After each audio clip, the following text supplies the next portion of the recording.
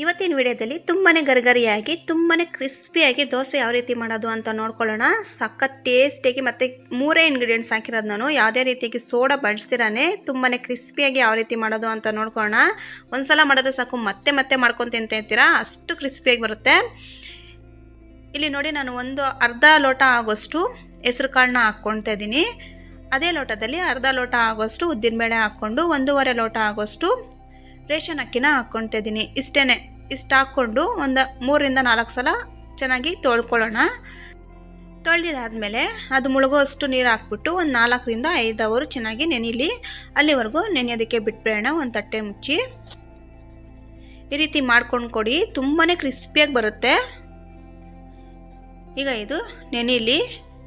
ಅಷ್ಟೊತ್ತಿಗೆ ನಾನು ಇಲ್ಲಿ ಚಟ್ನಿ ಮಾಡೋದಕ್ಕೆ ರೆಡಿ ಮಾಡ್ಕೊಳ್ತಾ ಇದ್ದೀನಿ. ಸ್ವಲ್ಪ ತೆಂಗಿನಕಾಯಿ, ಖಾರಕ್ಕೆ ಹಸಿರು ಮೆಣಸಿನ್ಕಾಯಿ ಹಾಕ್ಕೊಳ್ತಾ ಇದ್ದೀನಿ. ಸ್ವಲ್ಪ ಈರುಳ್ಳಿ, ಹುರಿದಿರೋ ಕಡಲೆ ಬೀಜ ಮತ್ತು ಕಡಲೆಪಪ್ಪು ಸ್ವಲ್ಪ ಹಾಕ್ಕೊಳ್ತಾ ಇದ್ದೀನಿ. ಸ್ವಲ್ಪ ಬೆಳ್ಳುಳ್ಳಿ ಹಾಕ್ಕೊಂಡು 1 ಇಂಚು ಶುಂಠಿ ಹಾಕ್ಕೊಳ್ತಾ ಇದ್ದೀನಿ. ಸ್ವಲ್ಪ ಕೊತ್ತಂಬರಿ ಸೊಪ್ಪು ಇದ್ದರೆ ಪುದೀನೂ ಕೂಡ ಹಾಕ್ಕೊಳ್ಳಿ. ರುಚಿಗೆ ಎಷ್ಟು ಬೇಕೋ ಅಷ್ಟು ಉಪ್ಪು ಹಾಕಿ ನುಣ್ಣಗೆ ರುಬ್ಕೊಂಡು ಒಗ್ಗರಣೆಗೆ ಸಾಸಿವೆ, ಕರಿಬೇವು, ಉದ್ದಿನಬೇಳೆ, ಕಡಲೆಬೇಳೆ ಹಾಕ್ಕೊಂಡು ಒಗ್ಗರಣೆ ಮಾಡಿಟ್ಕೊಂಡಿದ್ದೀನಿ. ನೋಡಿ, ಬೆಳಿಗ್ಗೆಗೆ ನಾನು ರುಬ್ಬಿಟ್ಕೊಂಡಿದ್ದೆ, ರುಬ್ಬಿರೋದು ತೋರಿಸಿಲ್ಲ, ಹಾಗೆ ನಾನು ನೋಡಿಸ್ತಾ ಇದ್ದೀನಿ. ಇಲ್ಲಿ ಬೆಳಿಗ್ಗೆ ಆಗೋಷ್ಟರಲ್ಲಿ ಅಷ್ಟೊಂದೇನು ಹುಳಿ ಬಂದಿರಲಿಲ್ಲ. ಹುಳಿ ಬರೋದಕ್ಕೆ ಒಂದು ವಿಡಿಯೋದಲ್ಲಿ ನೋಡಿದೆ ನಾನು, ಈರುಳ್ಳಿ ಅಥವಾ ಬೆಳ್ಳುಳ್ಳಿ ಹಾಕ್ತಾರೆ ಅಂತ. ನೀವೇನಾದರೂ ಆ ರೀತಿಯಾಗಿ ಈರುಳ್ಳಿ ಅಥವಾ ಬೆಳ್ಳುಳ್ಳಿನ ಹಾಕ್ಬಿಟ್ಟು ಹಿಟ್ಟಿಗೆ ಹುಳಿ ಬರೋ ರೀತಿಯಾಗಿ ಮಾಡ್ಕೊಂಡಿದ್ದೆ ನನಗೂ ಕೂಡ ಹೇಳಿ. ನಾನು ಕೂಡ ನೆಕ್ಸ್ಟ್ ಟೈಮ್ ವೆದರ್ ಏನಾದರೂ ಕೋಲ್ಡ್ ಇದ್ದರೆ ನಾನು ಕೂಡ ಅದೇ ಟಿಪ್ನ ಫಾಲೋ ಮಾಡಿಕೊಂಡು ದೋಸೆ ಹಿಟ್ಟಿಗೆ ಈರುಳ್ಳಿ ಅಥವಾ ಬೆಳ್ಳುಳ್ಳಿ ಇಟ್ಬಿಟ್ಟು ಹುಳಿ ಬರ್ಸ್ಕೊತೀನಿ.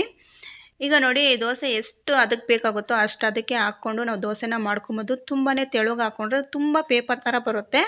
ಸೆಟ್ ದೋಸೆ ಕೂಡ ಅಷ್ಟೇನೆ ತುಂಬಾ ಕ್ರಿಸ್ಪಿಯಾಗಿ ಬರುತ್ತೆ. ನಾವು ಎಷ್ಟು ಮಂದಕ್ಕೆ ಬೇಕಾಗುತ್ತೋ ಅಷ್ಟು ಮಂದಕ್ಕೆ ಹಾಕ್ಕೊಂಡು ದೋಸೆನ ಮಾಡ್ಕೊಬೋದು. ತುಂಬಾ ಗರಿಗರಿಯಾಗಿರುತ್ತೆ. ಬಿಸಿ ಬಿಸಿ ತಿಂದರೆ ಅಂತೂ ಸಖತ್ ಟೇಸ್ಟಿಯಾಗಿರುತ್ತೆ. ನಾನು ಒಂದು ಸೈಡ್ ಮಾತ್ರ ಬೇಯಿಸ್ತಾ ಇದ್ದೀನಿ. ನೋಡ್ಬೋದು ನೀವು ಎಷ್ಟು ಚೆನ್ನಾಗಿ ಬಂದಿದೆ ಅಂತ.